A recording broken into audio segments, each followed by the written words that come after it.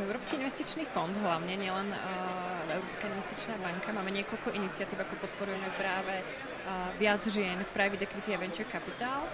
Jednak sú to naše investorské alebo aktivity, ktoré máme v rámci financovania, kedy sa snažíme aspoň 25% nášho financovania práve nasmerovať na to, aby fondy, ktoré podporujú práve ženy, ktoré majú ženy v investorských tímoch, v senior manažmente, aby v podstate dostávali od nás financovanie.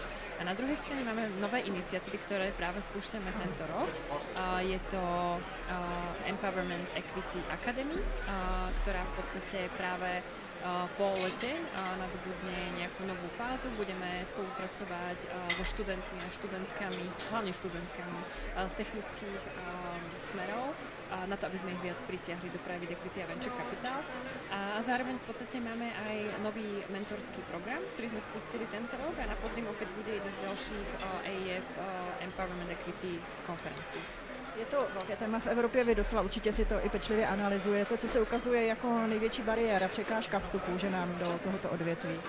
Ja si myslím, že ešte stále je to tá taká povedomosť o tom, že nie každé pracovné prostredie má dostatočne flexibilné nastavenie, tie podmienky na to, aby dokázali naozaj podporiť ženy v kariérach počas celého ich kariérneho, ale aj rodinného života.